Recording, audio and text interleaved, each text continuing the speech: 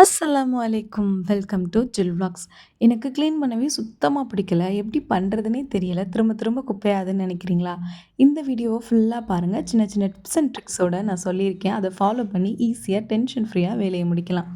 காலையில என் பையன் ஸ்கூலுக்கு போனதுக்கப்புறம் இப்படி தான் இருக்கும். என்னடா இவ்வளோ ட்ரெஸ் அள்ளி கிடக்கேன்னு பார்க்காதீங்க.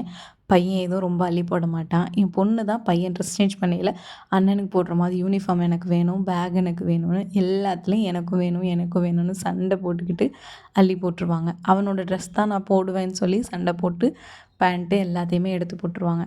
காலையில் பையன் தான் பாய் தலகாணி எல்லாமே எடுத்து வைப்பாப்புல. சரி எதுக்கு பையனுக்கெல்லாம் பழக்கிறீங்கன்னு கேட்டால் பொண்ணோ பையனோ வேலை பார்க்க கண்டிப்பாக தெரியணும்.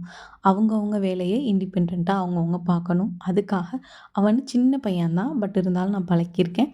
அவனால் என்ன முடியுமோ அதை க்ளீன் பண்ணி அவன் எடுத்து வச்சுட்டு போவான். அதுக்கு மேலே நான் கரெக்டாக பர்ஃபெக்டாக நான் எடுத்து வச்சுக்குவேன். நான் காலையில் அவன் போனதுக்கப்புறம் ஒரு 9 மணிக்குள்ளேருந்து 9:10க்குள்ள அவன் ஸ்கூலுக்கு போயிடுவான். ஒரு 10 மினிட்ஸ் பிரேக் டைம் எடுத்துக்குவேன். எனக்காக ஏதாவது சாப்பிட்றது, இல்லைன்னா செத்த நேரம் ஃபோன் பார்க்குறது, இந்த மாதிரி ஒரு 10 மினிட்ஸ் எடுத்துக்குவேன். எதுக்காக அப்படின்னா, காலைல 6 மணிக்கு எந்திரிச்சு இல்லை 5 மணிக்கே சிலர் எந்திரிச்சு சமைக்க ஆரம்பிக்கிறோம். அப்போ என்ன ஆகும்னா, நம்ம ஒரு ரொட்டீனாக அப்படியே பார்த்துட்டே இருக்கும்போது நமக்கு அப்படியே கடுப்பாக இருக்க மாதிரி இருக்கும். அப்போ நம்ம வேலை பார்க்கும்போது சின்ன சின்ன பிரேக் டைம் எடுத்துக்கிறது நமக்கு ஒரு ரிஃப்ரெஷிங் ஃபீல் கொடுக்கும். அதனால நான் பிரேக் எடுத்துக்குவேன். ஆனால் அந்த பிரேக் முடிஞ்சோடனே ஃபோனை தூக்கி ஷெல்ஃபில் வச்சுருவேன். அதுக்கப்புறம் ஃபோனை எடுக்கவே மாட்டேன். ஒரு 30 மினிட்ஸ் ஃபிக்ஸ் பண்ணிடுவேன். வாட்சை பார்த்துருவேன். இல்லாட்டி ஏதாவது டைமர் மாதிரி நான் செட் பண்ணி வச்சுருவேன். அப்போ தான் எனக்கு வீட்டை ஃபுல்லாக க்ளீன் பண்ணணும்னு நான் மைண்டில் ஃபிக்ஸ் பண்ணிடுவேன்.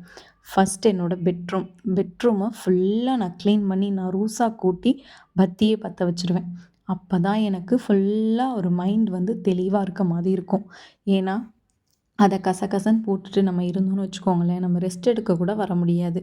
அந்த அளவுக்கு நமக்கு சிரமமாக போயிடும். அதனால் காலையில் எப்போவுமே 30 மினிட்ஸ் க்ளீனிங் ரூலை ஃபாலோ பண்ணுங்கள். ஈவினிங்கும் 30 மினிட்ஸ் க்ளீனிங் ரூலை ஃபாலோ பண்ணுங்கள். அந்த 30 மினிட்ஸ் எந்த ஒரு விஷயத்துலையுமே டைவர்ட் ஆகாமல் டக்கு டக்குன்னு க்ளீன் பண்ணுற மாதிரி பார்த்துக்கோங்க. லன்ச்சுக்கு இன்றைக்கி 1 பாட் ரைஸும் காலிஃப்ளவர் ஃப்ரையும் தான் செஞ்சுருந்தேன். எனக்கு இது ரொம்பவே ஃபேவரட். அதனால் இதை தான் நான் அடிக்கடி செஞ்சு சாப்பிட்டுட்ருக்கேன். இந்த 2 எக்கு எனக்கு தான், வேறு யாருக்கும் இல்லை. ஏன்னா நான் நான்வெஜ் சாப்பிட மாட்டேன். அதனால் ப்ரோட்டீன் வந்து எக்கில் தான் இருக்குங்கிறனால நான் எப்போவுமே இந்த மாதிரி 1 பாட் ரைஸ் வச்சா இப்போலாம் நான் 2 எக் எடுத்துக்கிறேன்.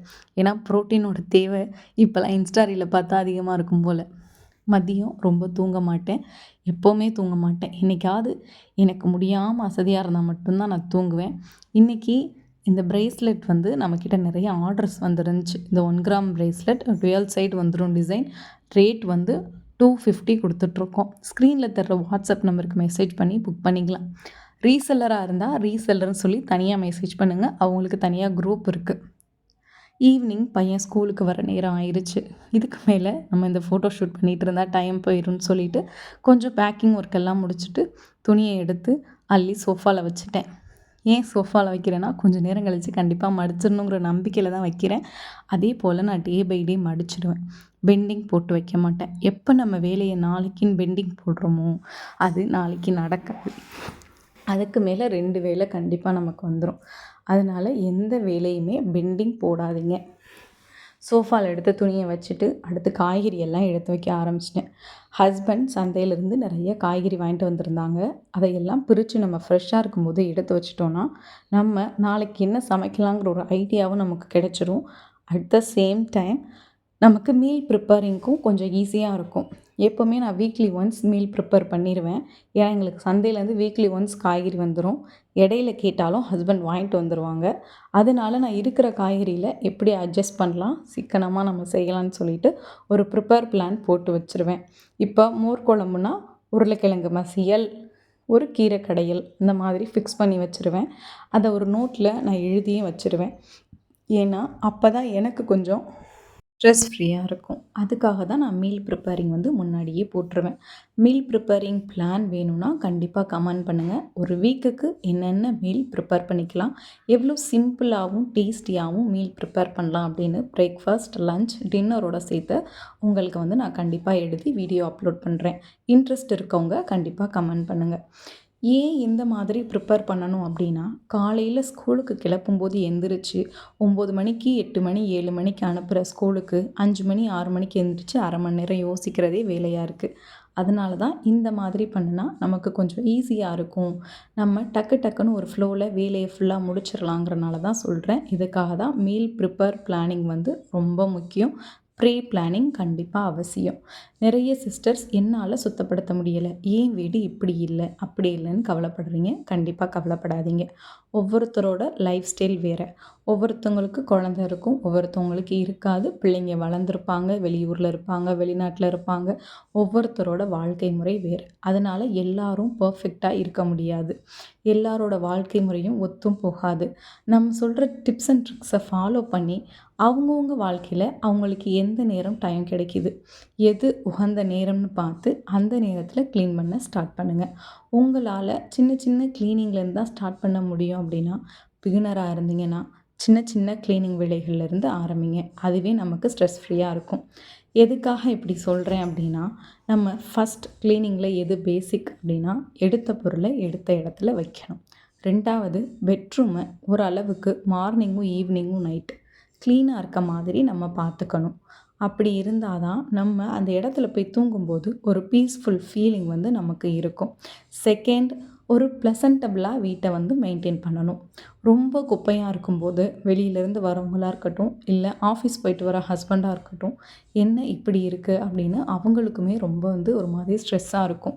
முடிஞ்ச அளவுக்கு தேவையில்லாத பொருட்கள் எல்லாத்தையுமே எடுத்துட்டு மினிமலாக இருக்க பாருங்கள். அப்போ நமக்கு ஸ்ட்ரெஸ் குறைஞ்ச மாதிரி இருக்கும்.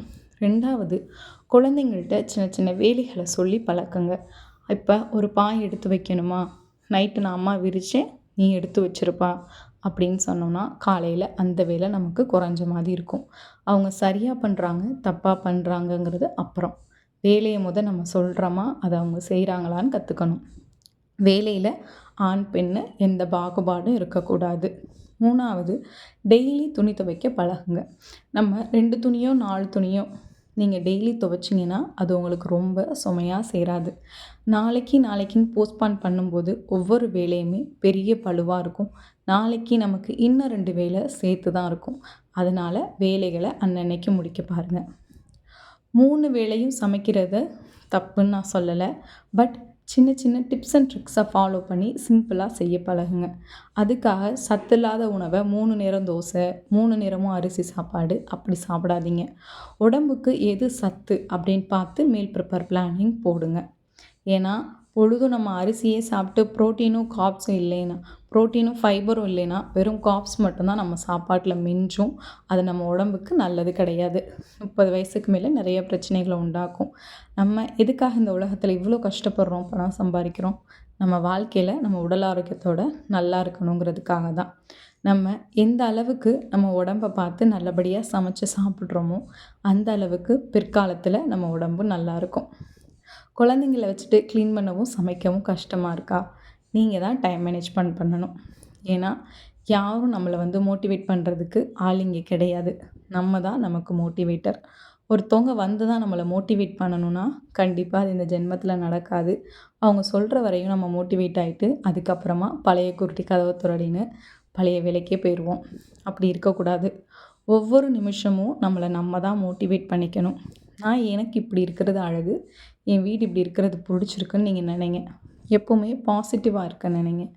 நம்மளையும் பாசிட்டிவாகவும் ப்ளசன்டபுளாகவும் வச்சுக்கோங்க.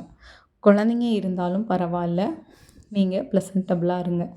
பார்க்க அழகாக இருக்க மாதிரி இருந்துக்கோங்க. அதுக்குன்னு மேக்கப் போடுங்கன்னு நான் சொல்லலை.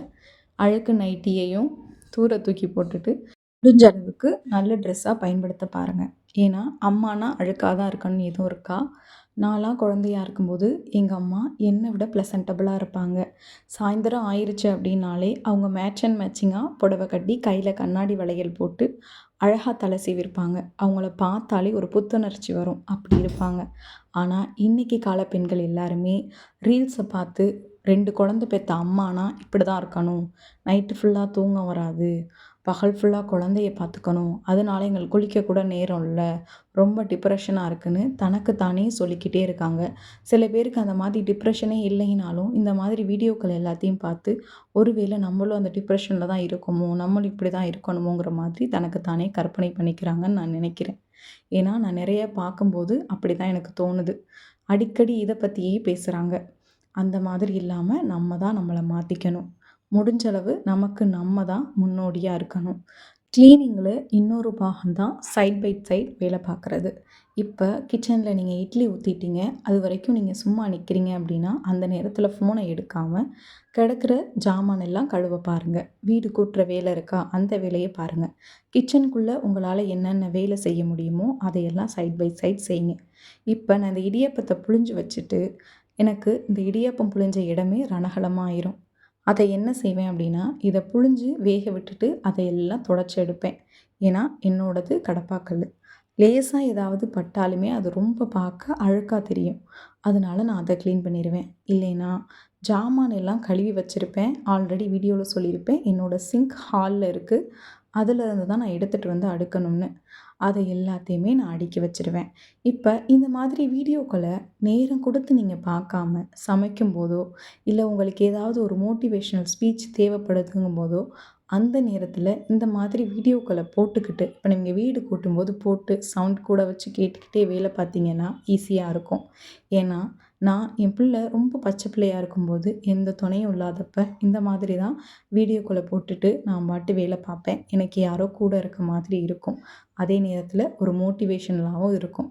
இந்த மாதிரி வீடியோஸ்க்கு நம்ம சேனல சப்ஸ்கிரைப் பண்ணி சப்போர்ட் பண்ணுங்க. இந்த வீடியோ உங்களுக்கு பிடிச்சிருந்துச்சுன்னா, இது மாதிரி என்னென்ன வீடியோக்கள் வேணும் அப்படிங்கிறதையும் கமெண்ட் பண்ணி தெரிவிங்க. நீங்க பண்ற சின்ன லைக் அண்ட் சப்ஸ்கிரைப், சின்ன கமெண்ட் எனக்கு அடுத்தடுத்த வீடியோக்கள போட ஒரு பெரிய உந்துதலா இருக்கும்.